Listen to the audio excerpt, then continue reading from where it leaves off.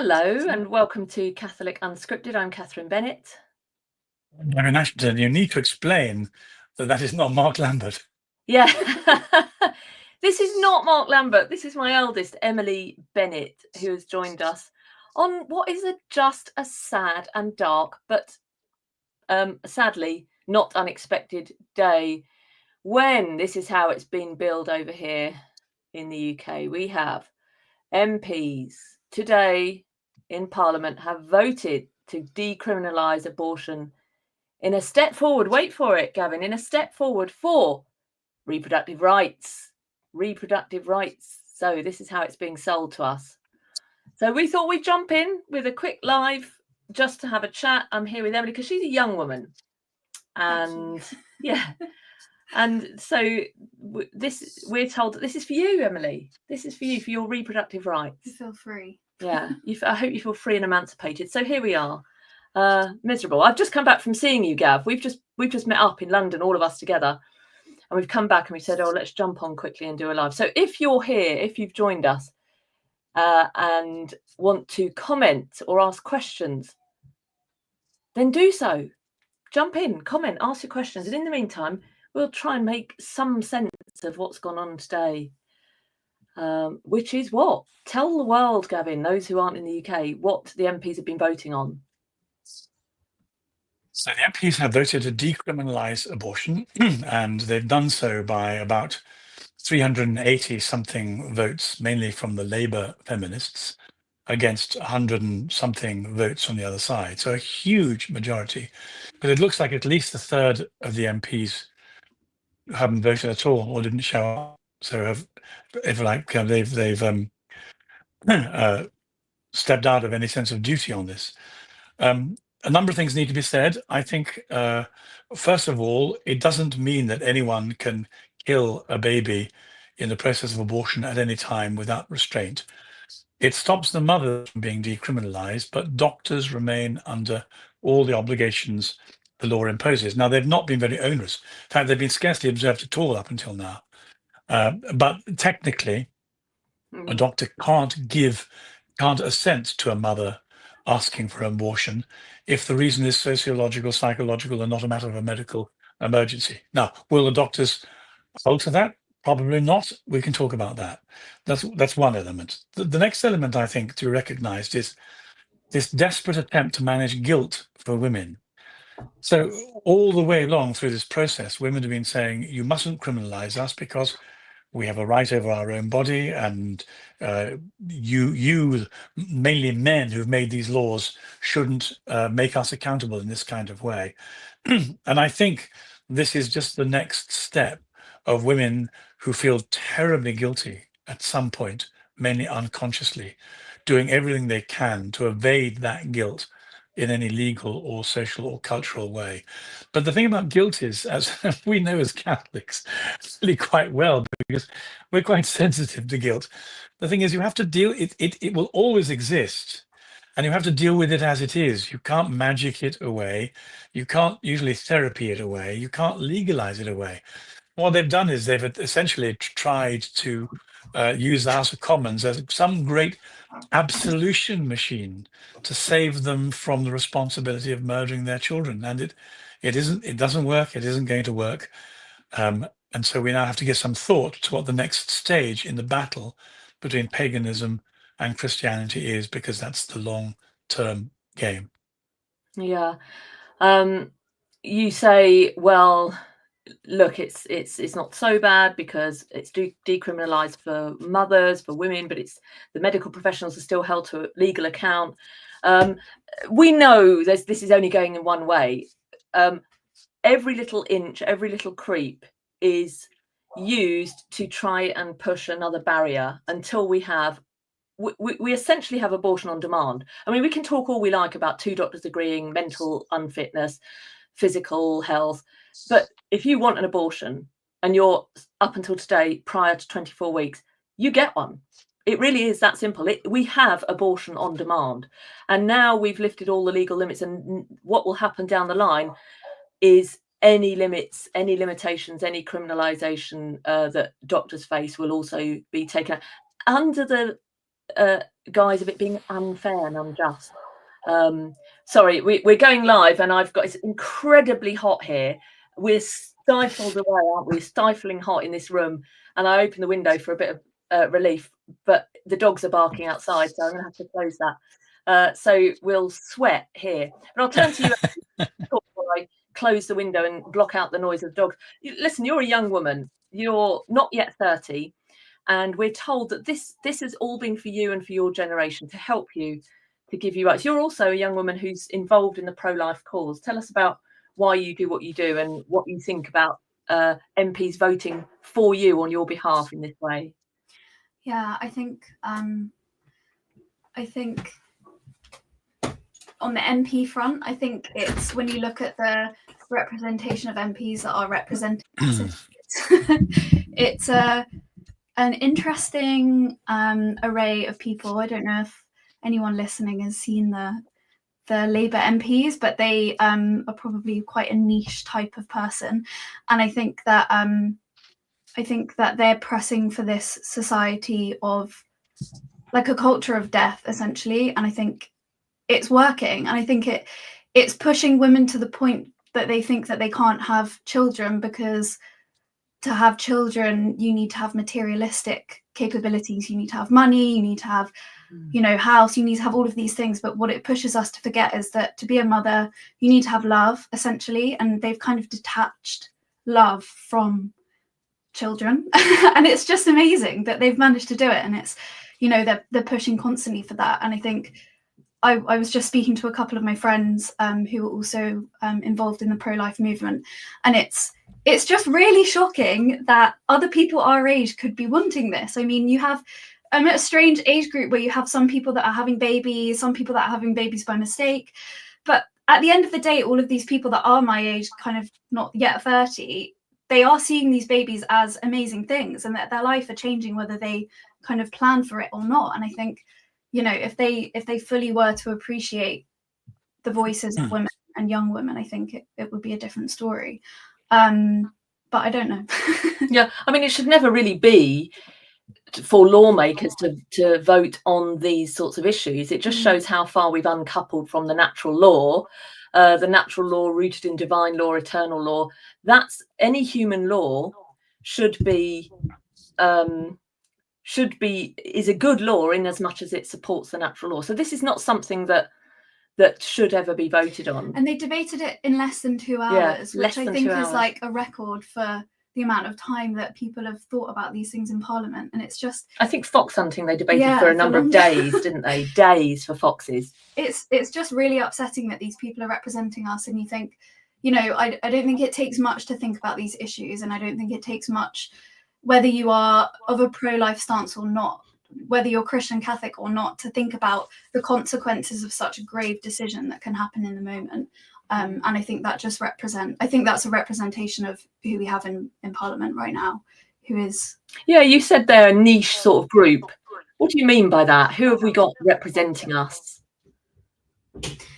Oh. Tell us about all these awful members of Parliament. Well, I don't know. Tell us about the Labour Party and how awful they are. A great phrase, Emily. I thought I'm going to nick that for future. Just a brilliant phrase.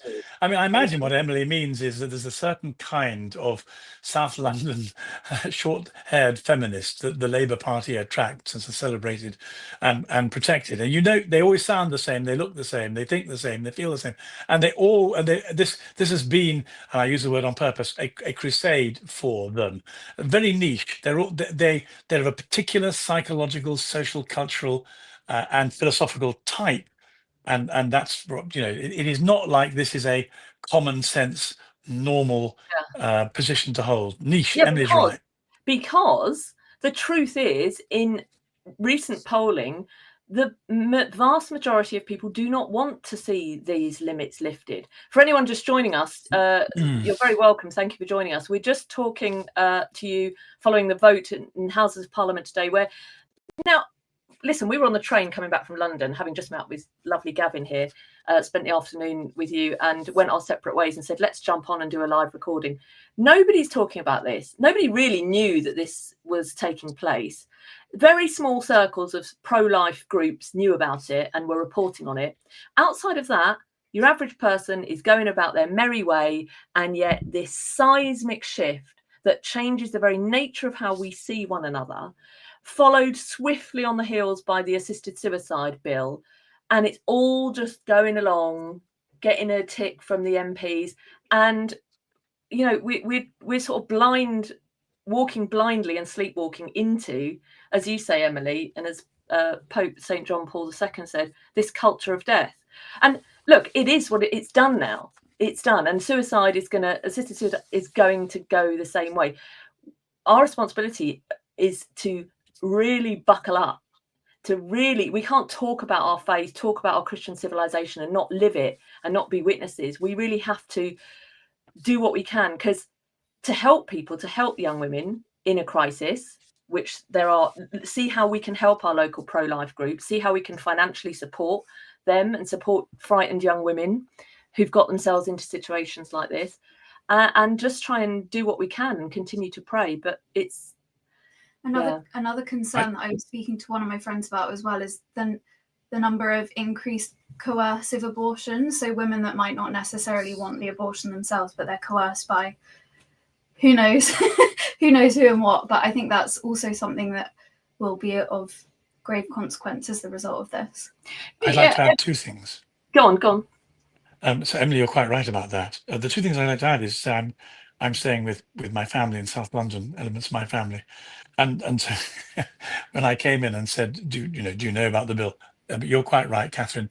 They didn't know about it. They didn't know it'd been debated.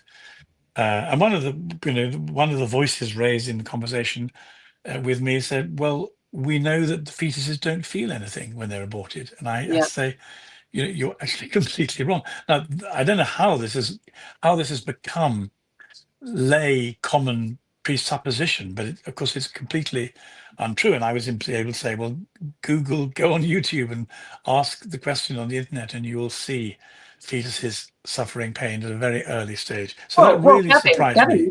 You don't feel anything if you.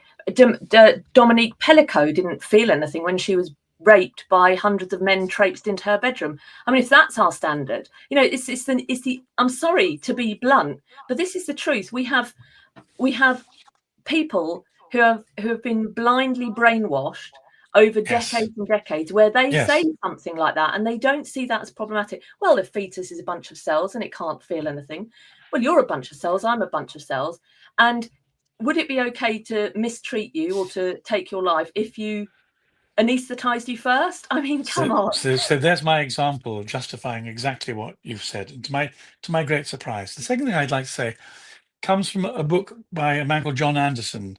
The title is something like The Repaganizing of America, and I'd like to strongly recommend it. I think he's the editor is a Catholic editor of a conservative journal, the name of which I've forgotten. But John, in this book, has produced some evidence. I thought I was quite well read in the area, and I didn't know this. So one of the things he's done is to show how prevalent child sacrifice was before and outside wherever there was not Christianity. In other words, it's a kind of default human religious mechanism. One of the examples he gave is in Scandinavia, where they have found some pagan castle from the 11th century, and then the archaeological research was stopped. It was almost censored and failed to make it into the journals. And the reason was because it was the center of considerable baby sacrifice. And the academic authorities and politicians were horrified that all the things Christians had said about paganism now turned out to be true, but for which Christians were accused of exaggerating or forms of sort of hagiography of their own side. So that was the Scandinavian thing. The same thing is true, of course, in South America. The Aztec people are much more familiar with the Aztec examples. But the fact is that child sacrifice in Africa, in South America, in Northern Europe, was ubiquitous. It is a natural human instinct. And in a strange kind of way, what we're experiencing with the abortion industry is not just feminists of a certain niche kind getting rid of their children. I think we're seeing a reflex religious reaction of offering whatever the gods are that people aren't particularly aware of consciously, but are responding to, if you like, archetypically, of offering them a sacrifice. The blood sacrifice is still there. And if at the moment it's unconscious and archetypal, it was before Christianity came and sacralized the human person. It was everywhere. And if you remove Christianity, it will be everywhere again, which is another very good reason for justifying your claim this is the beginning of a slippery slope that won't stop here. Yeah, absolutely. If you've just joined us, thanks for tuning in. We're just responding live here with a brief broadcast following the vote in Parliament today to decriminalise abortion up to and including birth. Some people have been asking some questions about the 24-week limit. In the 1960s, 1967, it was argued that abortion needed to be made legal, safe, legal and rare, remember, made legal, so that it would prevent women having backstreet dangerous abortions. So because this is happening anyway, come on, we've got to do this. What's been the result 60 years down the line? The result is, well, that's not enough, because what about if women are past the 24-week mark? They shouldn't be criminalised. We should show compassion. So now that abortion's been completely decriminalised. And let's remember, someone reminded me on the feed earlier, you can abort a baby. You could abort your baby after 24 weeks if it was diagnosed, recognised to have certain genetic faults and abnormalities, including cleft lip and palate, including cleft lip and palate, and clubfoot.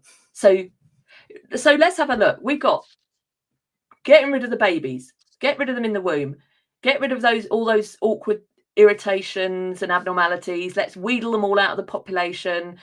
Let's try and be Down syndrome free. I mean, let's think about what that means. Let's be Down syndrome free. Let's be free of any abnormal human, seen as inconvenient and difficult human handicaps or disabilities.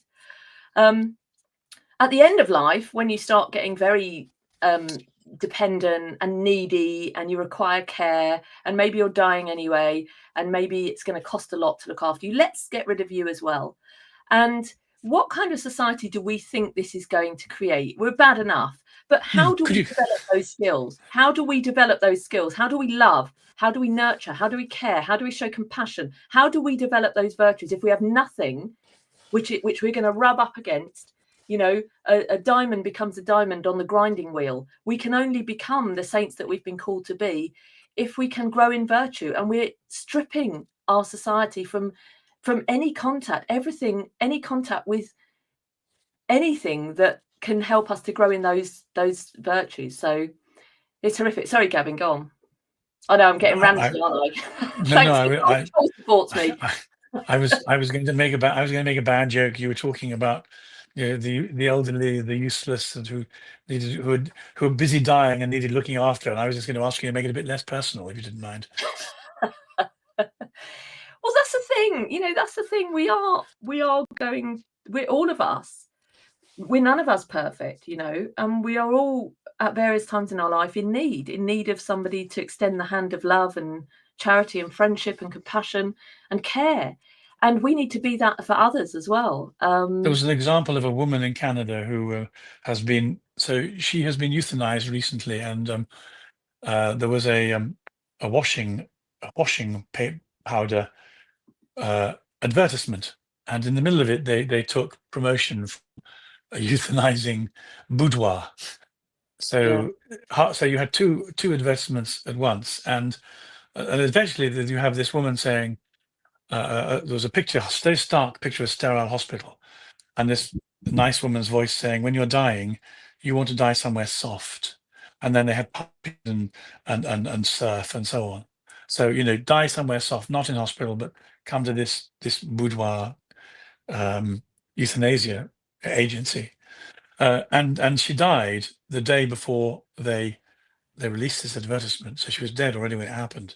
Turned out she had a nasty disease, made it painful to walk, and she was in a lot of pain. But she said to a reporter that if the Canadian government had offered her a bit more therapeutic help, a bit more pain relief, a bit more concern for the difficulty she had, She wouldn't have wanted to take her own life. It was partly the abandonment of, and then, you know, what we've talked about, care, just the care that you were talking about, that led her to this place of serious despair. So once again, another example showing that what you've been saying is exactly right. If you provide human beings with the right kind of personal, emotional, psychological, spiritual, medical care, we don't want to die early. Yeah. Thanks, Gavin. We've just had a few people in the comments as well, reminding us that I don't think I finished my point during my live rant here. Sorry, did I interrupt you? I beg your pardon. No, you didn't. I'm just, you know, we were saying, you know, we must, of course, we remain hopeful, and of course, God is still in charge. That doesn't mean that it's going to be easy. It's going to get darker yet. All the more reason why we have to keep our eyes fixed on Him. But we were just talking about the abortion law as it currently stood before today, that you began by saying that actually it will be very rare, but we were sold this as rare, and people could have abortions, women could have abortions. I didn't say we rare. I said that the doctors remained under some form of legal medical constraint, and undoubtedly that will be dissolved as time goes by, which is the point you were making and I was agreeing with. Well, it will, yeah, because though, again, if you watched any of our broadcasts and if you're fairly up to speed on this, I'm sweating quite a lot now. It's getting to me. Then you'll know that what Stella Creasy did, who's really been pushing this, although today's bill was tabled by Tanya Antionazzi. Are you just doing that? Are you trying to help, Gav, or you just? Yeah. I'm just trying to make you feel at home. I know, you were. If I do this, then you can do this, because you know you're allowed to fan. We'll all fan. Emily, you fan yourself, and we're just going to, you know, we'll manage. There we go. That's all right. We've got problems. So this was brought in, and you can terminate a pregnancy, end the life of the baby growing in the womb up until 9 months for any kind of defects, so-called. But outside of that, it is considered legal for women to abort their babies up to 24 weeks, as long as two doctors agreed that it might cause physical or mental harm to her or her existing children to continue with the pregnancy. This is the way the law is written. In reality, though, I was saying, the reality is that we have abortion on demand, pretty much. This has extended it further. This is off the back of Stella Creasy going to Northern Ireland and saying, look, guys, in the north of Ireland, you guys are way behind the UK. You need to come up to speed, and you need your rights recognised around reproductive rights. So she took them past the UK, then goes back to the UK and says, hey, we're in the UK, and don't you know that our rights have fallen behind Northern Ireland? Don't you think we need to try and bring ourselves up to speed? So it's this drip, slow, pushing all the barriers. And so whilst you say at the moment, don't worry, doctors can still be criminalised, not for long, Gavin. You know, I'm sorry to be the cynic here, but not for long. It's all part of a push to completely decriminalise up to birth. And we're talking about infanticide now, because the next thing will be you find post-birth some faulty cells, some problems, and you will have the right to end the life of that born child, because we've lost, you know, I mean, why not? In a sense, it's logically consistent to say that. What's the difference, really? And you're being descriptive. You're not being apocalyptic. You're simply telling it as it is. The trajectory has been set ever since the legislation first began, and it's just been now intensified. So you're entitled to make those claims. You're undoubtedly right. Yeah. Listen, I'm going to come to you in a minute, Emily, and ask you about your friends, because you're not yet 30. By the way, this is Emily Bennett, my eldest. If you've just joined me, she's joined us here. She's a wonderful pro-life advocate, young woman. She and her generation are who the MPs are trying to protect their rights and give them greater freedoms. This is a great book. There's many such good books around. Take a look at this, The Globalization of the Western Cultural Revolution by Marguerite Peters. She's very good. And in here, she outlines all sorts of things from the UN, including the paradigm shift, the way language changed. And when you go through it, you can see the world that we live in and the rights revolution. Here we go. That's what we're dealing with here. the rights revolution. Everything. The rights revolution was the main weapon used in the West to deconstruct human, cultural, and religious traditions. In a century's time, the rights revolution transformed societies where contraception, abortion, and the circulation of pornographic materials were not only illegal, but cause for imprisonment, into societies where those same practices have not only acquired legitimacy, but have become globally claimed rights. The process of the rights revolution has culminated in the early 90s in a culture depending from a new conception of rights, universal rights culture. And she goes on, but this is well worth taking a look at if you can get your hands on it. Marguerite Peters, take a look. The globalization, just so you know what you're dealing with, because you kind of have an intuition. I think we have an intuition, but to hear it from the horse's mouth, from one who's there, who's been involved in a lot of the things going on at the UN and so on, to hear it spelled out is quite frightening. But Emily, listen, so you're young. You were telling me you're young. Hi, Emily. This is Emily. You're young and we're not. It's quite niche being young, I find. Yeah. You're in this niche group called the youth. So you were saying that clearly not so much among your pro-life friends, but in a wider group of young women your age, there are young women who they seek careers and things, but they're not really hungry for children, for wanting children. And maybe they get to a point where they are, but by then it's actually they're past their peak fertility, aren't they? Yeah, it's interesting. It reminds me of a conversation I had at work. I work in the corporate world. She's a drug dealer. Drug dealer. I'm not. Where it's a very female-dominated office, and we were in the kitchen talking about babies because someone had just gone on maternity leave, and I think most of my peers that I was with, around 30, were all saying that they weren't ready to have babies. They couldn't think of anything worse than having to give up their ski trips and their holidays, and they'd only have a baby if they could afford a nanny, so that when they go on these ski trips they had someone to look after the baby. And you kind of think, like, what is the world where these things are kind of more important to people and they get more joy and more life from ski trips and nannies than they do from having babies? But I think as well it's a consequence of the removal of babies from society. Like so many of my friends have not interacted with a baby in a while. They don't have younger nieces or nephews. They don't have younger cousins or siblings, so they don't have that relationship with young babies, and you don't see them in the office. You don't see them out and about because they're all in nurseries or childcare. So it's not really that surprising to see that these people just see babies as a drain on their resources rather than something that can give them so much life and love. And that sacrifice that you make is actually to have a child. Obviously you sacrifice your time and money and resources, but ultimately you grow as a person, you grow in love. And I think it's something that a lot of people my age don't necessarily see that. But then I was saying earlier that there have been some instances where people that I know around my age have had children, unplanned pregnancies, and have chosen not to have an abortion or a termination. And ultimately it's changed their life around so much for the better. And it's something that's so obvious to all of the people in their circles that this person is living such a fulfilled life. And it's not something that's broadcasted enough. I don't think. That's so true. Reproductive rights for all women except the female babies in the womb. Yeah, no, we don't care about those, Lisa. No one cares about those female babies in the womb. We're champion. This is the madness of our society, is that we are both and one at the same time championing inclusion, diversity, equity, rights, and stripping away rights, not including, getting rid of disabilities, overlooking those in need of care.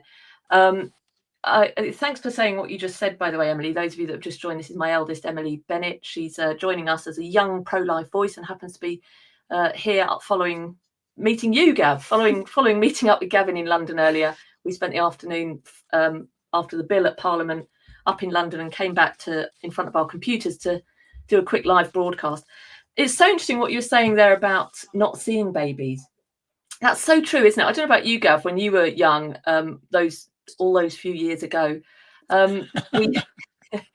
we used to we were just talking about weddings. weddings used to be somewhere you'd go and there'd be kids running around everywhere, crawling out under tables, you know, getting into trouble, crying. Now you get wedding invitations if people are getting married at all, and it's you can come but don't bring the children, and it's a very adult affair. And it, as you say, people aren't growing up in big families. They might have one sibling at most, and we're just losing kind of even how to interact, how to cope with babies. I think it's the same on the opposite end of the spectrum as well, with like elderly relatives. They're being shunted away from families, and you don't have that responsibility or duty to care for these people anymore. Don't do that to me. Okay. Look, we're on live recording. This is for posterity. When I'm old and decrepit, sorry, you've got. I'm so alarmed about being shoved into a corner. It's invisible anyway now. I can't remember back when I was niche and young. But if I just answer the question that you proposed, I think our society has fallen for a dreadful mistake or piece of propaganda. Clearly, what we've been offered is a form of consumerist hedonism, and people have been frightened into choosing the easiest and the most entertaining lifestyle.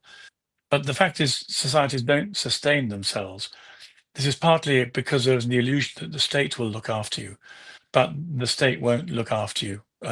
In the last 10 years, the state has withdrawn from providing the very bare minimum of medical care that we talked about, and it's going to get worse.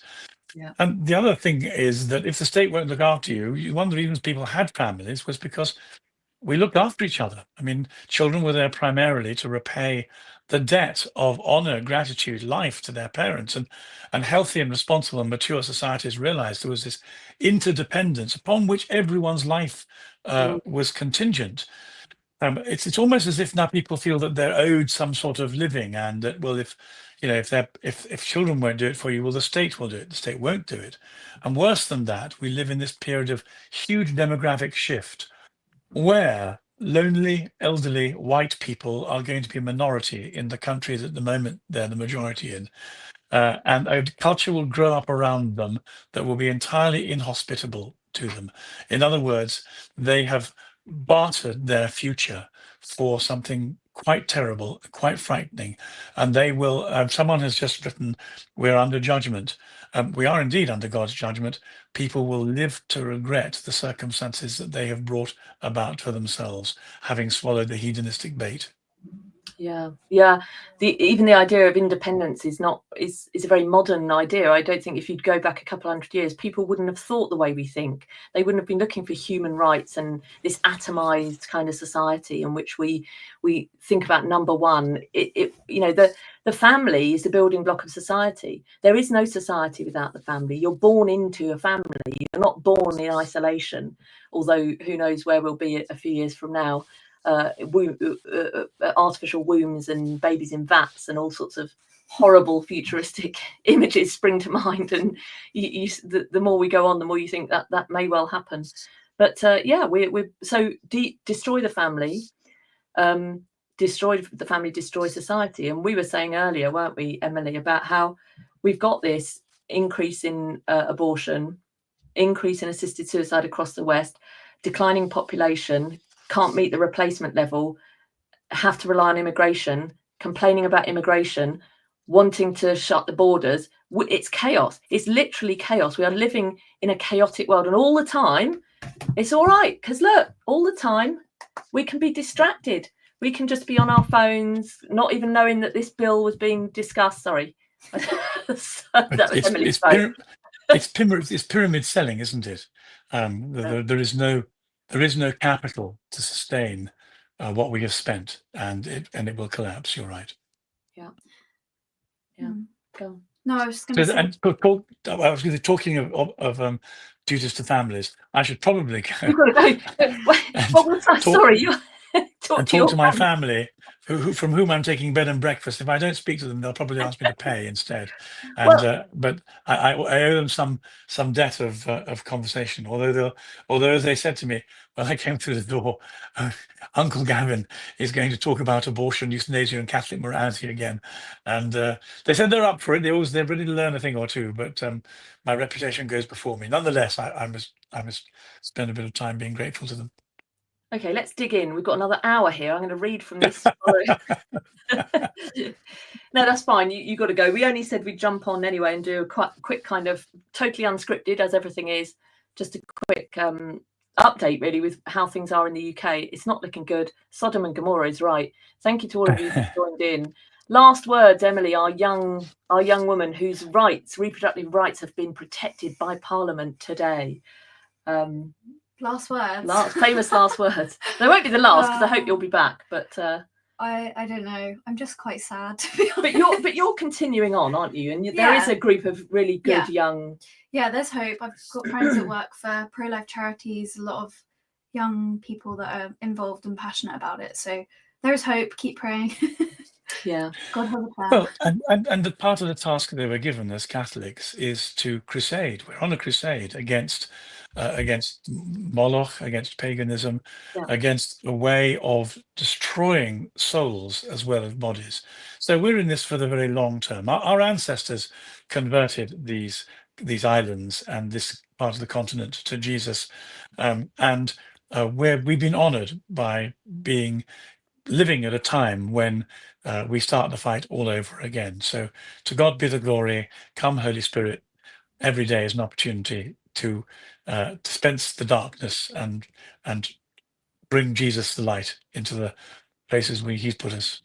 Yeah, so true. Well, I'm sure we'll be back again. For those that have just joined us or joined us a little late, thank you for joining us. You can catch up this live on our live section of our YouTube channel. You can go and see all our live videos there, including both me and Emily marching from Paris to Chartres. She was with me last weekend, and some of the videos are there, and Gavin's reflections are there, and all sorts of other things. Then you can join our channel, and if you join our channel, just find the join button. You get access to all kinds of other exclusive content as well. So that would be really a great way. Katherine, this is the moment to advertise the fact that I'm about to blow the secrets of being a royal chaplain for £4.45 or something, which is what it costs to join up. If you look at the logo the button next to our logo, you can hear how I sat with the Queen as she died and heard her deathbed conversion. We're going to pump Gavin for all he's worth on the Queen. That wasn't true, by the way. That was just a piece of creative fiction in order to get the appetite moving for the series. Well, yeah, thank you. So thanks for joining us. Thank you if you tuned in late. I've been here with Gavin, and I've been here with my eldest Emily Bennett, who is a brilliant young, not yet 30, pro-life voice, and she's doing a lot of work with some excellent young women, including Lois McClatchy-Miller, who you're probably well aware of, and she's quite often in the public eye, and many others besides, keeping up the good fight, fighting the good fight, because we must end on a positive. It is what it is. You know, we are where we are, and it's a logical consequence of things that were happening and taking place decades and hundreds of years before.